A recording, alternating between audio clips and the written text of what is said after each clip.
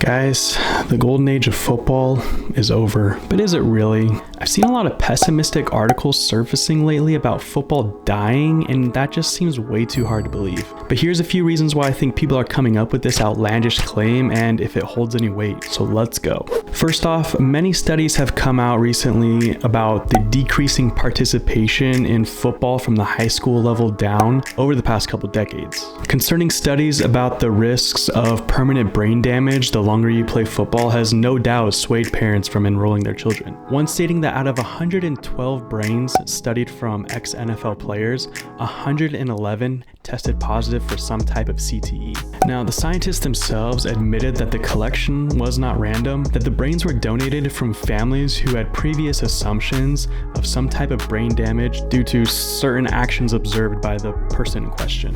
But nonetheless, as much as I love the sport, it is concerning to think about how widespread this plague could be amongst current and former players. Many suspect this could be the end of football, but one scientist hopes that this data coming out doesn't kill football, but rather makes it safer for players in the future. And we have seen changes coming across all levels of the game, some good and some not so good.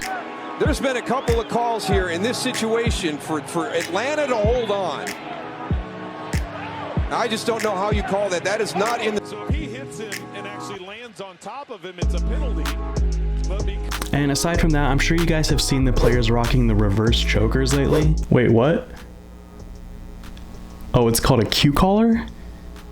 Oh, I guess it's called a Q collar. And basically what it does is increase the blood volume in the skull to reduce slosh, which is basically just the brain bouncing around from impact. The true effectiveness of the Q collar is still up for debate as it is new technology, but it does bring up an optimistic point that humans adapt, and the more technology that comes out, the safer the sport is going to get. But all that doesn't address the fact that younger generations are showing to be more interested in other sports or just no sports altogether. So is Gen Z to blame why football is past its peak and it's all downhill from here? Well, a survey was released that cites the NBA as being the most popular sport amongst respondents ages 16 to 25. Could it be that the shortened attention span of today's dopamine-driven world is leaving football behind? It does seem like the NBA is the favorite for people who don't really follow sports, but if they had to pick one, it would be basketball. Perhaps the NBA is more suited for today's market with its high scoring and shorter game length. And it's fairly accessible to new viewers. Your team puts the ball in the net,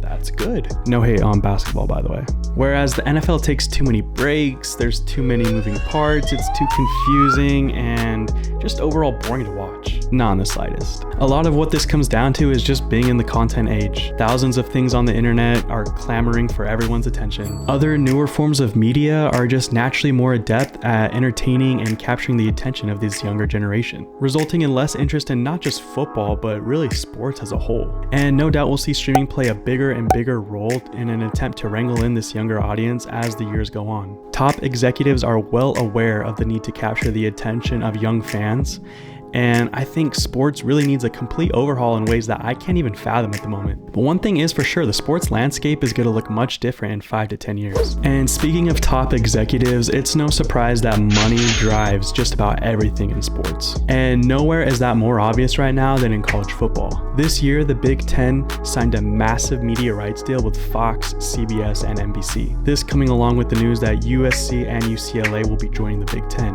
Texas and Oklahoma are already headed to the SEC, which is sure to rival the Big Ten's money with a deal of their own in the next few years. And many assume more teams to be on the move to profit off these deals. But in the process, it seems to be tearing apart what made college football so unique in the first place. These regional rivalries. No one cares about watching UCLA play Minnesota every year. College football was always supposed to be a regional product first, with big out-of-conference games coming ever so often to spice things up. Take the Rose Bowl, for example. Every year we get to see the best of the West Coast take on the best of the Midwest, and now with USC and UCLA going to the Big Ten, just takes the fun out of it, for lack of a better term. And so many great rivalries have fallen victim to conference realignment. And rivalries are not something that can be manufactured. I don't see USC or UCLA starting a lasting rivalry with anyone in the Big Ten. And I can't complain too much given the fact that my team has benefited from Texas and Oklahoma moving to the SEC in order to slide into the big boy table. But who knows how long that'll even last. Everywhere outside of the Big Ten and the SEC